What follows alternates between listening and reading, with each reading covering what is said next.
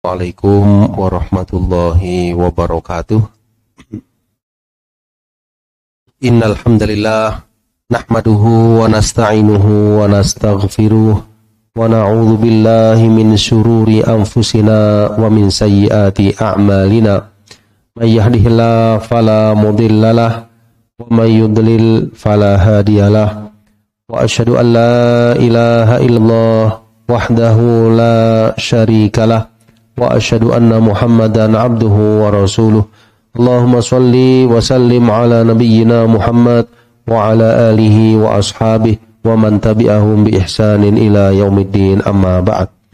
Kaum muslimin dan muslimat jamaah salat subuh al-mukhlisin yang dimuliakan oleh Allah Subhanahu wa taala. Alhamdulillah, pada hari yang cerah ini kita dipertemukan kembali oleh Allah Azza wa Jalla dalam keadaan kebaikan. Seusai jamaah sekalian menunaikan sholat subuh berjamaah, mudah-mudahan seluruh amal ibadah kita diterima di sisi Allah Subhanahu wa taala. Amin ya rabbal alamin. Kita akan lanjutkan jamaah sekalian pembahasan kitab Riyadhus Shalihin karya Al-Imam An-Nawawi rahimahullahu taala. Di mana pada pertemuan yang terakhir kita sampai di hadis yang ke-206. Kita akan lanjutkan ke hadis 207 atau hadis yang ke-5 dari bab ke-26. Ya, babnya masih sama jamaah sekalian, tahrimu al-zulmi wal amr biraddil madzalim. Diharamkannya perbuatan kezaliman dan perintah mengembalikan sesuatu barang kezaliman kepada orang yang dizalimi. Ya, hadis ini 207, sebuah hadis yang diriwayatkan dari sahabat Abu Musa radhiyallahu an.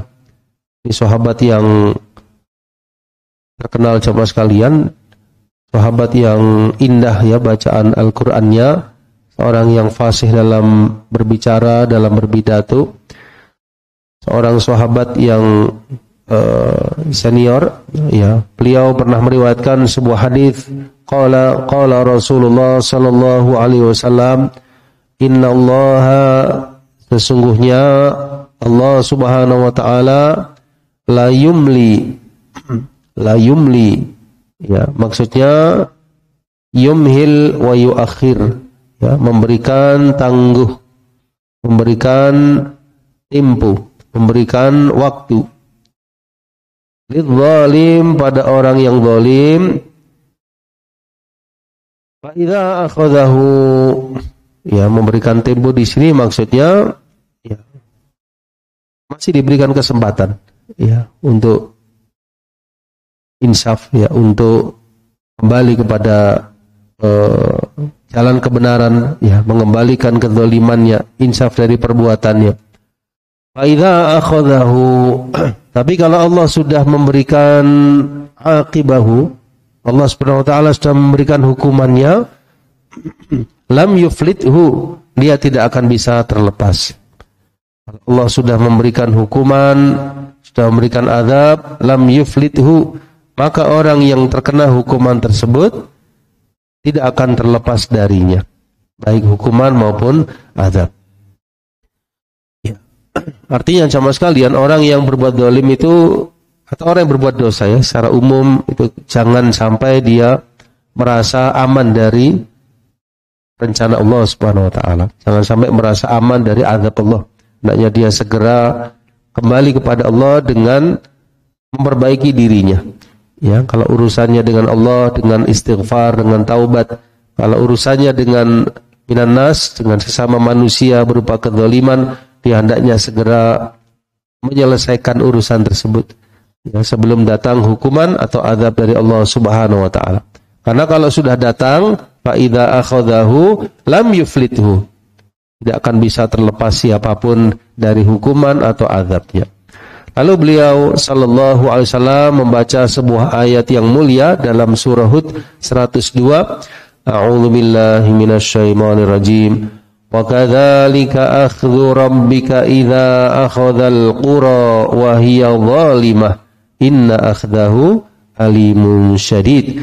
Demikianlah akhdhu rabbika, Ya, demikianlah hukuman Rabbmu, azab dari Tuhanmu. Idza akhadzal qura, kalau Allah Subhanahu wa taala sudah mengambil sebuah desa, sebuah negeri, ya mengambil di sini maksudnya memberikan hukuman, memberikan azab. Wa hiya zalimah, kemudian negeri tersebut, desa tersebut dalam keadaan yang zalim. Penduduknya, inna akhdahu alimun syadid, sesungguhnya akhdahu, pengambilan Allah, hukuman azabnya alim, sangat pedih, syadid, sangat keras.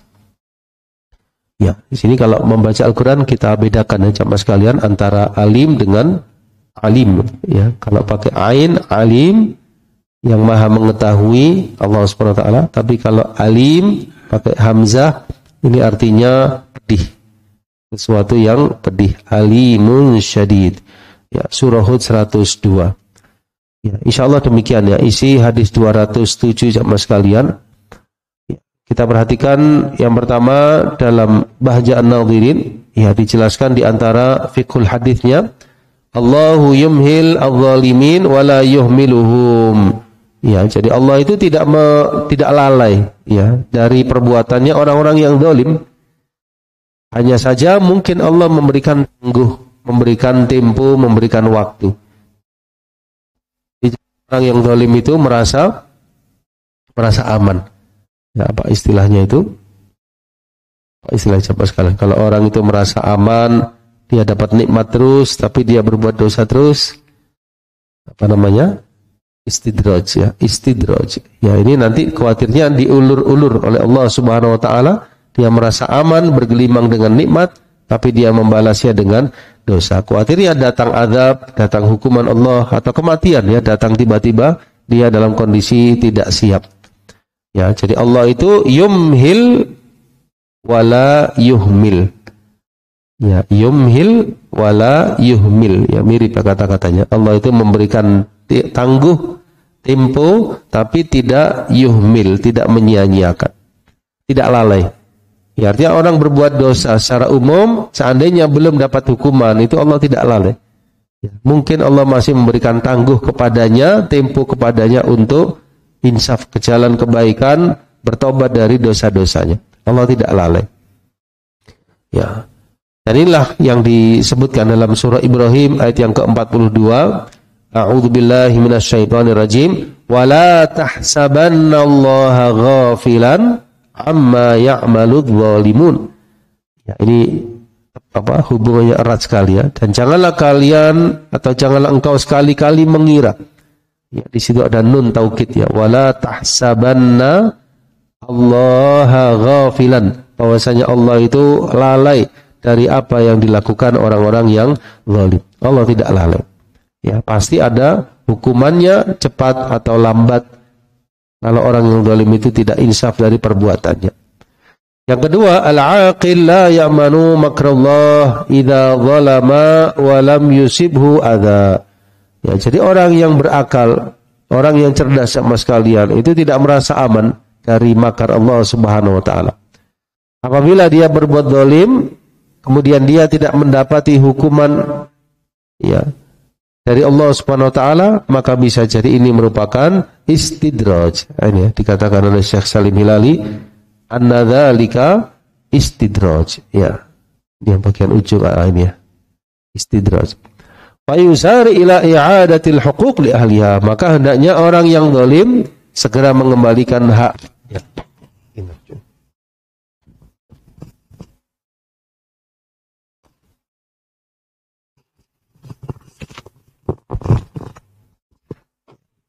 Hendaknya dia segera mengembalikan hak-haknya kepada pemiliknya.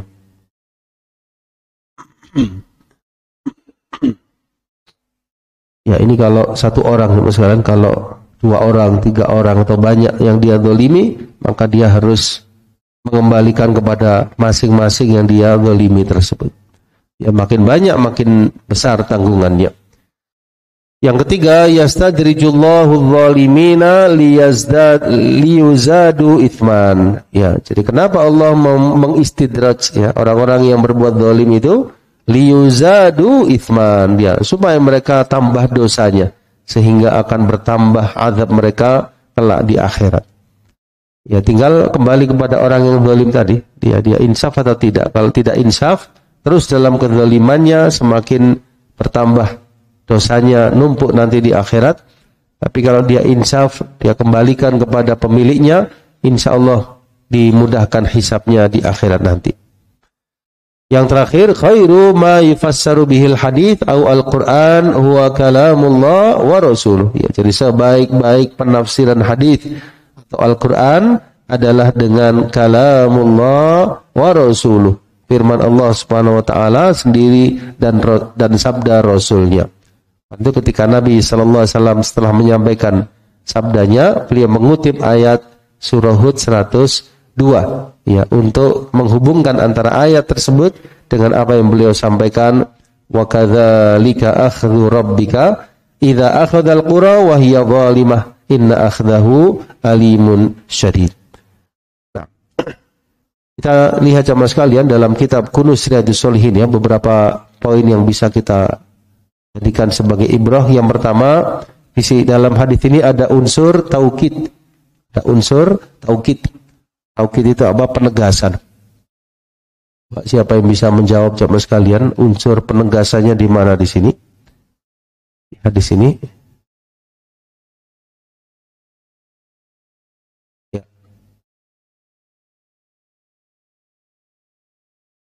Coba aku Wahyu, yang mana unsur penegasannya?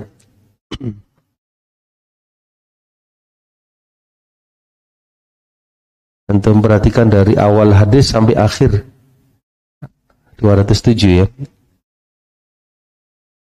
Jadi awal sampai akhir, lalu tentukan mana yang merupakan penegasan.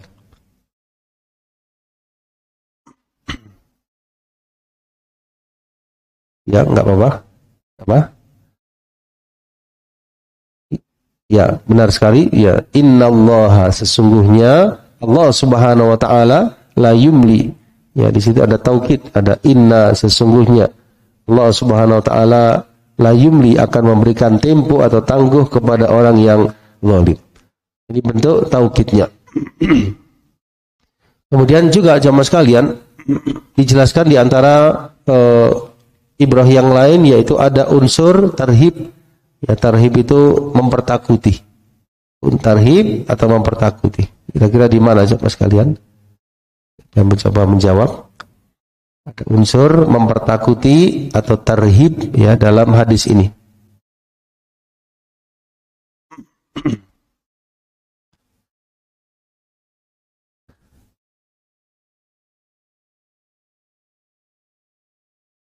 Kalau dari hadisnya sebelum ayat, ya apa katanya? Ya benar sekali. Jadi faida akhadahu lam yuflithu. Kalau Allah sudah menghukum, sudah mengadab, tidak ada yang terlepas darinya. Ini berarti kan sebuah ancaman, ya, sebuah tarhib, sebuah peringatan. Ya, artinya hati-hati, jangan sampai orang yang zalim itu merasa aman meskipun diberikan tangguh. Kalau sudah datang hukuman, azab Allah, lam yuflitu, tidak bisa selamat daripadanya. Ya. Ini namanya uslub tarhib.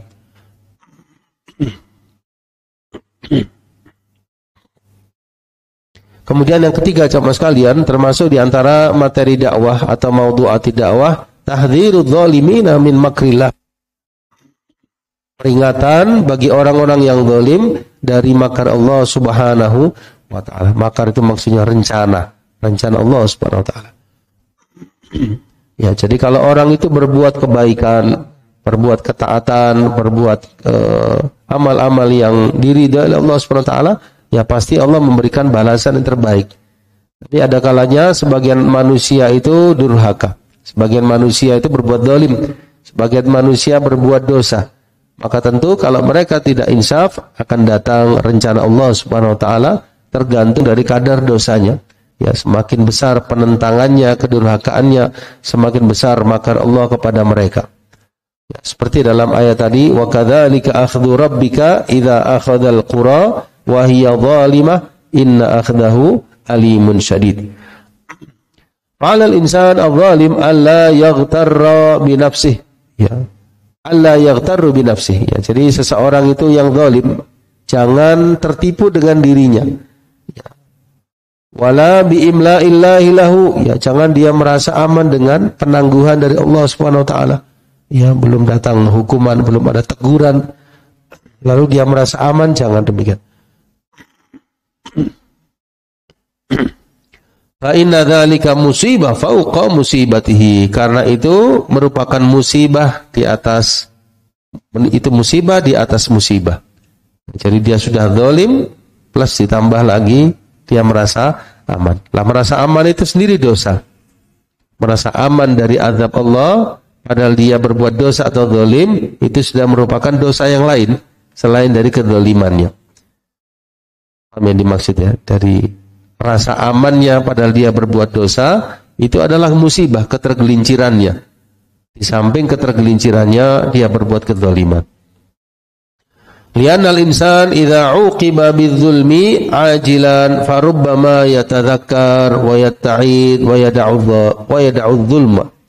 Karena seseorang itu kalau diberikan hukuman dengan cepat, ya dapat teguran, entah itu tegurannya dengan sesuatu ya di dunia ini, mungkin dia tiba-tiba terkena sesuatu atau apa, jamaah sekalian, yang sifatnya teguran, maka bisa jadi ini membuat orang yang zalim itu yatadzakkar, ingat, insaf, lalu dia sadar, oh ini mungkin karena kezalimanku, akhirnya dia kembalikan dan dia berlepas insaf daripadanya. Di akhiratnya selamat daripada tidak mendapat sesuatu teguran sampai di akhirat dia mendapatkan hukuman yang lebih berat dari Allah Subhanahu wa taala.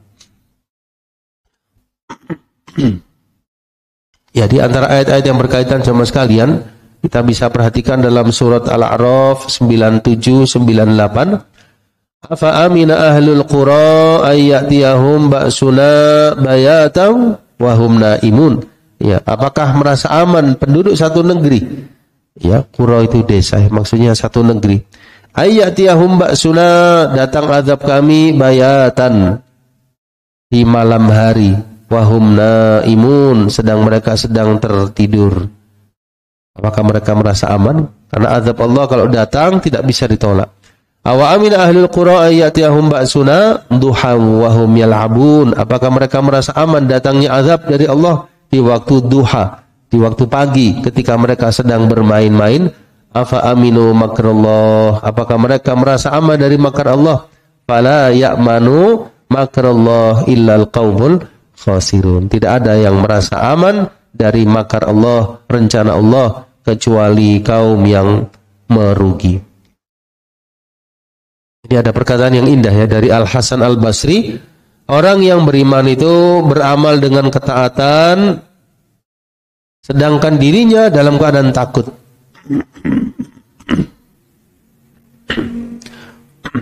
Adapun orang yang fajir berbuat kejahatan, dia berbuat kemaksiatan, sedang dia merasa aman.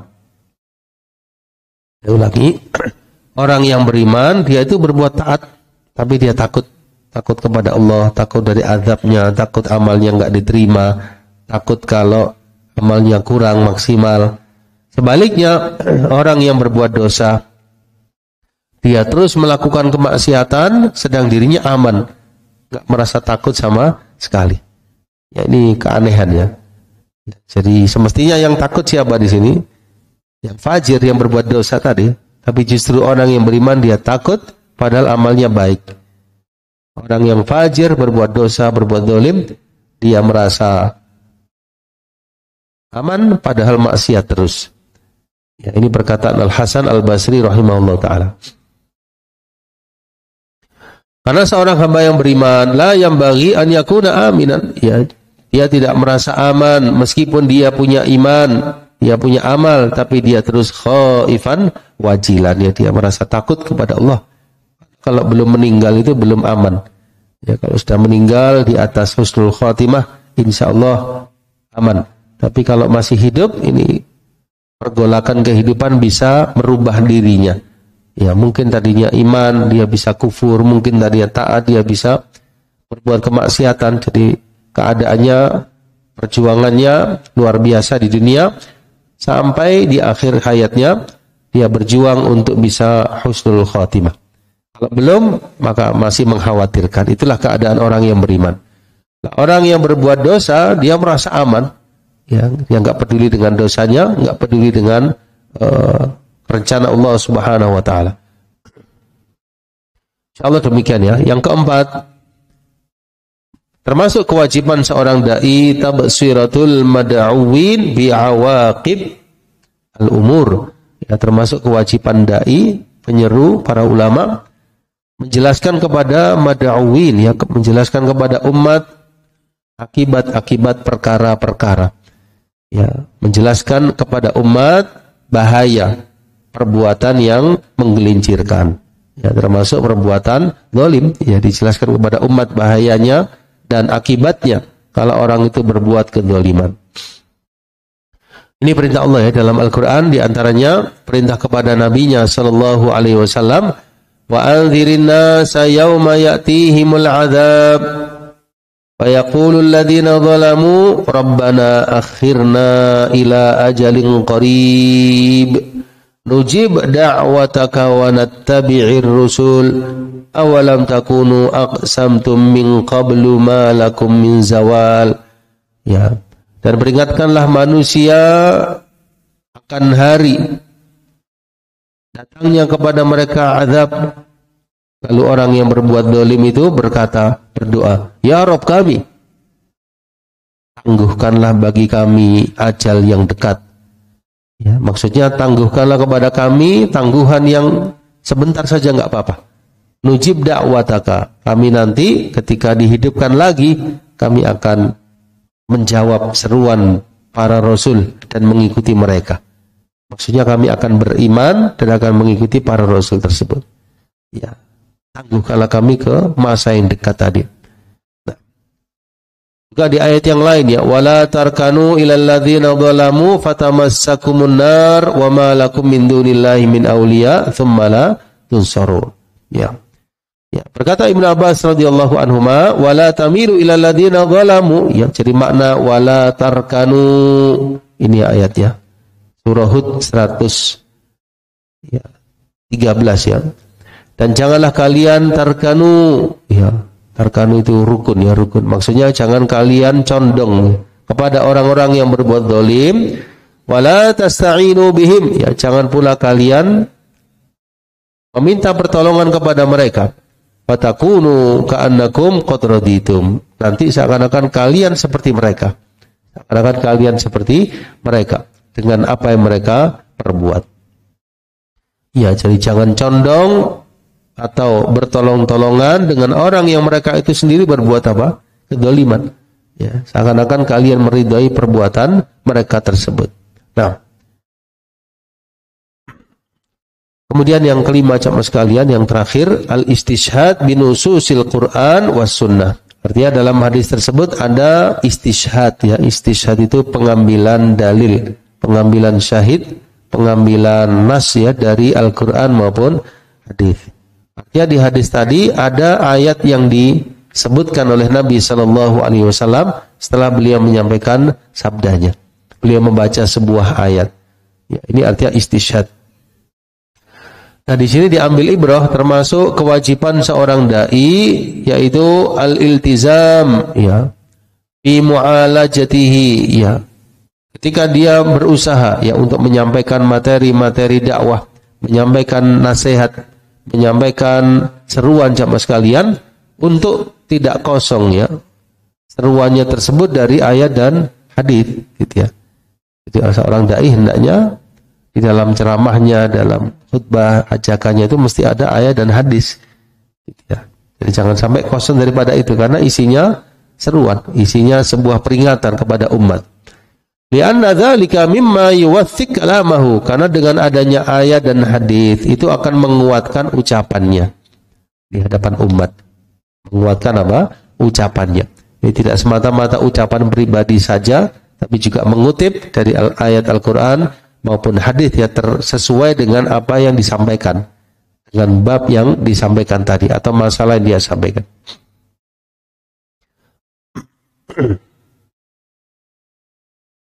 Ya, Sehingga dikatakan istidlal wal itsbat wa ta'yidil kalam bid dalil huwa amudul khitab wa qutbuhu.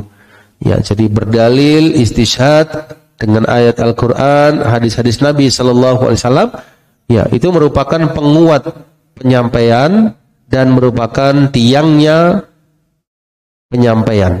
Ya, dalam hal ini seruan, khutbah, ceramah dan seterusnya. Nah, dari ini bisa memberikan athar yang besar ya dalam jiwa mad'u, dalam jiwa umat, ketika orang yang menyampaikan seruan tadi mengisi atau memenuhi ya penyampaian itu dengan ayat maupun hadis Nabi sallallahu alaihi wasallam. Ya, tentu dijelaskan ya maksudnya demikian. Ya, ini tidak boleh karena Allah berfirman demikian, itu menguatkan. Dan ini sumber utamanya atau patokan utamanya. Ada ayat, ada hadis, kemudian ada penjelasan para ulama, maka ini akan lebih menguatkan apa yang dia sampaikan. Nah, insyaallah demikian aja mas kalian intisari dari hadis yang ke-207. Kita lanjutkan satu hadis lagi, yaitu di hadis yang ke-208. Hadis yang ke-208. Padahal mau ada yang membaca, silahkan.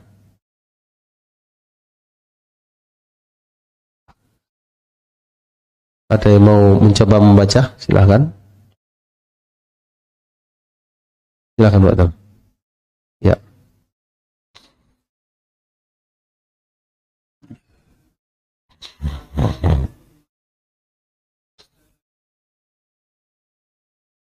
Innaka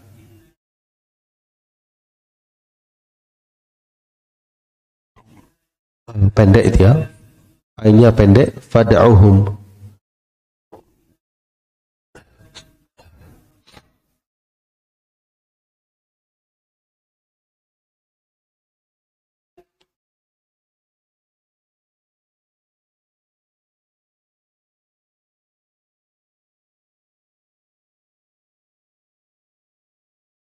Ya.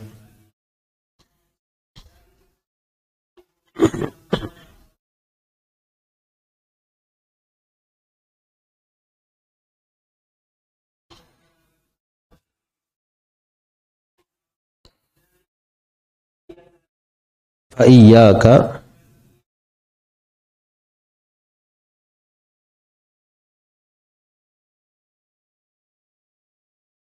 da'watal mazlum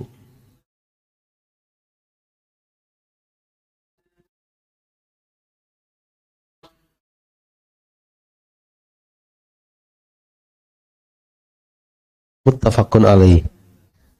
Ya, insyaallah. Nah, di sini sebuah riwayat dari sahabat Mu'ad bin Jabal radhiyallahu anhu. Ya, sahabat Mu'ad ini wafatnya masih muda jemaah sekalian. Beliau seorang yang alim, termasuk ulamanya sahabat, ya, sangat dalam keilmuannya tentang al-halal dan juga al-haram.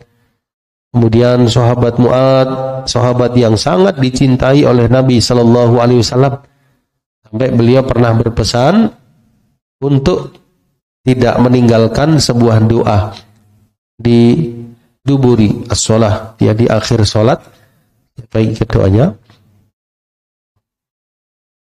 Allahumma a'inni ala dzikrika wa syukrika wa husni ibadatik. Ya Allah, bantulah aku untuk senantiasa ingat kepadamu, bersyukur kepadamu, dan beribadah dengan sebaik-baiknya kepada Engkau. Allahumma a'inni ala dzikrika wa syukrika wa husni ibadatik.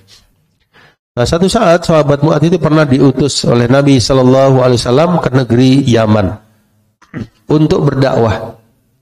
Karena beliau seorang alim, maka diutus. Ya, dulu Mus'ab bin Umair diutus ke Madinah.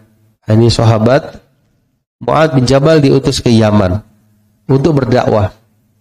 Sendirian diutus. Kemudian Nabi sallallahu alaihi wasallam itu pesan, innaka ta'ti qauman min ahlil kitab. Ya, nanti kaum yang engkau datangi itu satu kaum dari kalangan ahli kitab. Ya, artinya engkau butuh persiapan, engkau butuh kematangan, karena ahli kitab itu pandai bercidal. Ya, dari kalangan Yahud, Nasoro, pandai bisa jadi tidak langsung menerima dakwahmu, mungkin mereka mengajukan pertanyaan atau dialog, kamu harus siap. Itu maksud beliau. Fad'uhum, maka serulah mereka ila syahadati alla ilaha illallah. Serulah mereka untuk bersaksi la ilaha illallah. Ya. Wa anni Rasulullah, dan bahwasanya aku adalah utusan. Ya, ini seruan pertama kepada orang yang di luar Islam untuk bersaksi 2 kalimat syahadat. Nah, kalau mau bersaksi sudah, berarti yang lainnya ngikut coba sekalian, sholatnya, zakatnya, semua insya Allah akan ikut karena dia sudah bersaksi hati maupun lisannya. Fa'inhum ata'u lidzalik,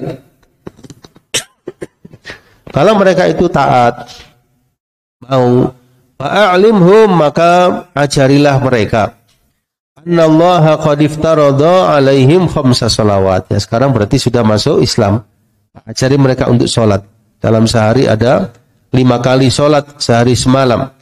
Fa'inhum ata'u lidzalik, kalau mereka mau taat, fa'alimhum, maka ajarilah mereka, annallaha qad iftarada alaihim, bahwasanya Allah telah mewajibkan atas mereka shadaqatan, ya, sebuah zakat atau amalan zakat, tu'khadhu min aghniyaihim, yang diambil, yang dipungut dari orang-orang yang kaya. Ya. Jadi enggak menunggu mereka memberikan. Kalau bisa negeri Islam, ya, coba sekalian mendatangi orang-orang yang kaya tersebut, disampaikan, diingatkan tentang zakat ini. Ya. Dia datang sendiri alhamdulillah, tapi kalau tidak didatangi, untuk didata sama sekalian, kemudian ditarik, ya, zakat dari mereka. Faturaddu ala fuqara'ihim, kemudian dikembalikan. Ya, turat itu dikembalikan kepada orang-orang fakirnya. Artinya seakan-akan, wahai orang yang kaya, hartamu ini sebagian miliknya orang-orang fuqara. Ya, sini 2,5%-nya. Kemudian diberikan kepada 8 asnaf, salah satunya fuqara wal masakin. Dikembalikan kepada fuqara'ihim. Fa inhum ata'u lidzalik, kalau mereka taat juga, mereka mau, fa iyyaka wa karaima amwalihi, maka hati-hatilah engkau dari karaima amwalihim, dari harta-harta mereka yang nafais, yang mulia, yang berharga. Ya. Wattaqi da'watal mazlum, dan hati-hatilah engkau dari doanya orang yang dizalimi. Ini kaitannya dengan bab kita, ya. Hati-hatilah engkau dari doanya orang yang dizalimi. Fa innahu laisa bainaha wa bainallahi hijab, karena tidak ada batasan antara doa tersebut dengan Allah Subhanahu wa taala. Hadisnya muttafaqun alaih. Ya. Kita perhatikan yang pertama dalam kitab Kunuz Riyadhus Shalihin jamaah sekalian tentang hadis yang mulia ini. Ya.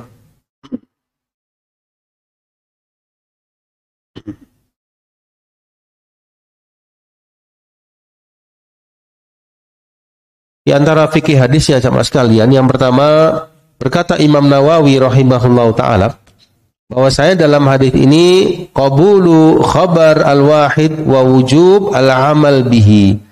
Ya, jadi berita yang disampaikan oleh satu orang itu diterima. Dia seorang yang amanah, dia seorang yang terpercaya, meskipun hanya satu orang diterima dan wajib mengamalkannya. Ya, ini menunjukkan juga jamaah sekalian, seandainya hadis itu ada yang mutawatir, ada yang ahad. Ya, mutawatir diriwayatkan oleh banyak orang. Ahad satu orang.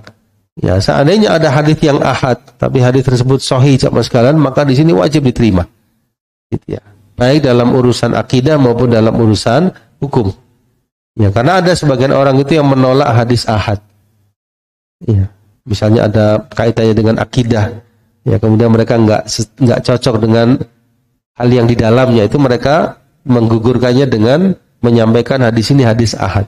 Padahal yang betul hadis ahad itu diterima, ya, dan merupakan hujjah. Hadis tersebut sahih atau hasan kedudukannya diterima. Ini dalilnya.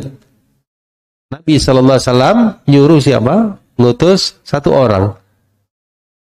ke sebuah negeri di Yaman.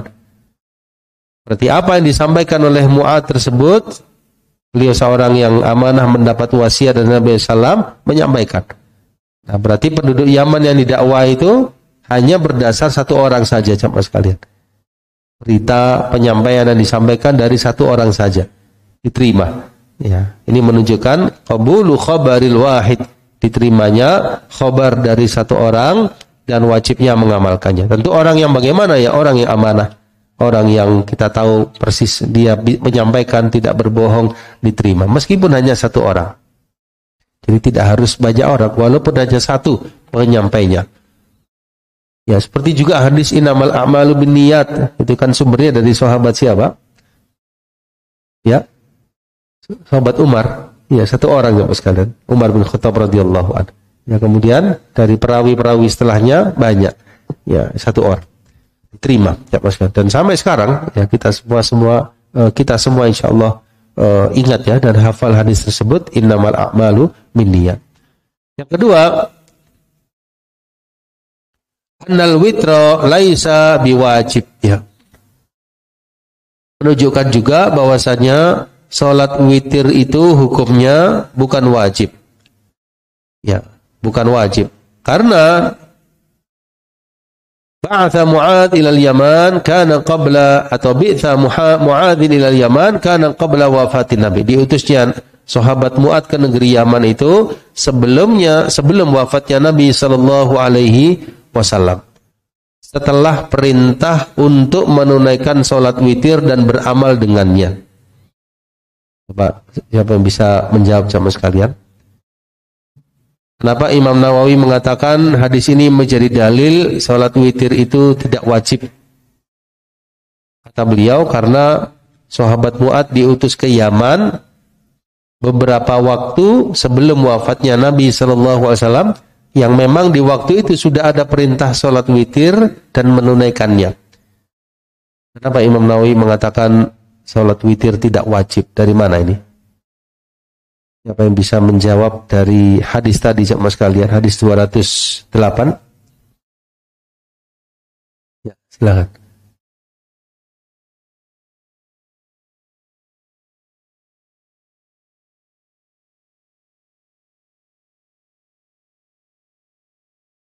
Ya, benar. Kalau dari konteks hadisnya di mana ini? Kalau dari lafadz hadisnya di bagian yang mana?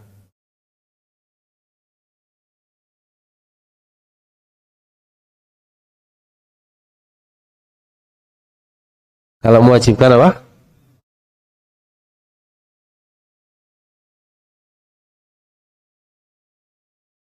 Iya, benar sekali ya. Ya, dua-duanya benar ya jawabannya. Jadi kalau seandainya witir itu wajib, pasti jika disampaikan oleh Nabi kepada Mu'adz supaya menyampaikan juga kepada mereka, selain 5 waktu juga ada witir yang harus ditunaikan. Gitu ya. Kan para ulama memperbincangkan apakah salat witir itu wajib atau tidak wajib gitu ya. Ya, tentu insya Allah tidak wajib. Ya, tapi sesuatu yang sangat ditekankan, sangat dikuatkan. Ya, tapi tidak sampai hukum wajib. Ini yang kedua ya sama sekalian. Nah, jadi ada tahajud, ada witir ya. Tahajud itu rakaat-rakaat ya sebelum witir ya. Witir itu terakhirnya. Witir itu terakhir ganjil ya. Bisa 1 rakaat, bisa 3 rakaat. Ya, kalau 3 itu bisa 2 bentuk sama sekalian. 3 langsung, 1 salam. Bisa juga 2 ditambah 1. Mana yang dipilih sama sekalian kalau 3 rakaat? Langsung salam atau 2 ditambah 1? Kira-kira mana yang lebih afdal? 3 rakaat langsung salam witir atau 2 rakaat lalu ditambah 1? Ya. Sama. Mana yang lebih utama sekalian?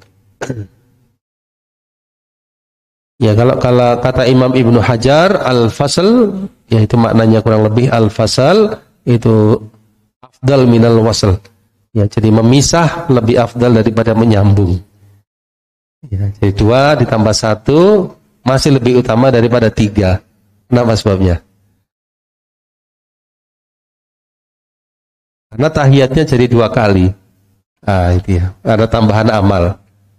Kalau 2 kan tahiyat, terus bangkit lagi 1 rakaat, tahiyat berarti 2. Kalau 3 rakaat, tahiyatnya 1. Berarti mana yang diamalkan?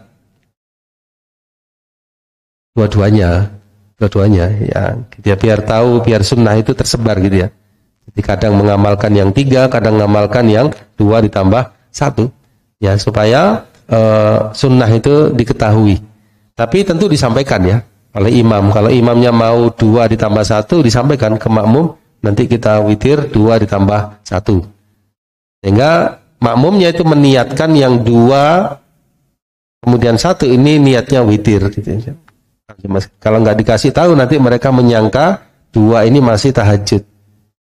Sampaikan ya, mari kita laksanakan sholat witir, insya Allah 2 rakaat salam, lalu melanjutkan 1 rakaat salam.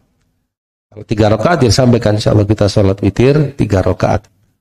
Tapi kalau di satu masjid ya terus 3 rakaat terus witirnya tidak apa-apa. Ya sudah diketahui seperti itu. Tapi seumpama mau dicoba kadang 2 plus 1, kadang 3, ketika menggunakan yang 2 ditambah 1, imamnya menyampaikan. Bisa difahami yang saya maksud ya. Kalau kita perhatikan, Nabi Sallallahu Alaihi Wasallam sendiri memang memvariasikan jemaah sekalian bentuk-bentuk ibadah, selama ibadah tersebut ada tuntunannya dari Nabi Sallallahu Alaihi Wasallam, kan gitu ya. Selama kita tidak menyimpang dan ada semua landasannya dari Nabi Sallallahu Alaihi Wasallam. Allah demikian ya. Jadi hukumnya witir tidak wajib. Tidak wajib bukan berarti ditinggalkan ya, tapi secara hukum tidak sampai secara hukum wajibnya seperti sholat 5 waktu. Yang ketiga, kita lanjutkan sedikit ya. Yang ketiga, minas sunnah annal kuffar yud'auna ila tauhid qabla al-qital. Ya, jadi yang dianjurkan dalam agama itu adalah orang-orang yang kafir itu diseru dahulu. Ya, tidak boleh diperangi sampai mereka diseru dahulu kepada ajakan kepada tauhid, kepada agama Islam. Ya. Yang keempat, annahu la yuhkam bi islami ahad illa bin nutqi bi syahadatain. Ya, wa hadha madhhabu ahli sunnah. Ya, jadi orang itu enggak dikatakan muslim sampai dia mengucap syahadat asyhadu alla ilaha illallah wa asyhadu anna muhammadar rasulullah, dihukumi muslim. Hatinya bagaimana kita enggak tahu. Pokoknya lisannya mengucap begitu dianggap muslim. Ya, hatinya kita berharap seperti itu, tapi kita enggak diperintah mengoreksi hatinya. Tapi kalau dia belum mengucap, belum disebut muslim. Walaupun dia simpati kepada agama Islam, tapi enggak mengucap, belum disebut muslim. Ada orang simpati tapi enggak masuk ke Islam, itu belum disebut muslim. Ada orang berbuat banyak kejahatan, kesalahan, tapi dia syahadat, dia muslim. Nah, itu ya, kuncinya di situ ya. Ya tentu yang diharapkan yang mengucap syahadat, ya dia berbuat baik, beramal soleh, yang diharap. Tapi ini pemisah. Ya, ikrar syahadat pemisah jurang antara mukmin dengan kafir, antara muslim dengan non-muslim. Kalau dia sudah mengucap, maka berarti dia telah masuk ke dalam agama yang mulia ini. Ya, karena itu dibimbing, kan ada di bimbingannya ya. Ucapkan asyhadu, saya bersaksi an la ilaha illallah. Lalu dijelaskan Allah adalah Tuhan kita, Tuhan yang esa, Tuhan yang maha tunggal. Wa asyhadu anna Muhammadan abduhu wa rasuluh, dan saya bersaksi bahwa Nabi Muhammad sallallahu alaihi wasallam, kalau dia belum tahu dijelaskan, Nabi Muhammad yang beliau lahirnya di Mekah, beliau adalah seorang nabi, seorang rasul, utusan Allah. Ya. Ini supaya tidak menyangka ada yang lain gitu ya.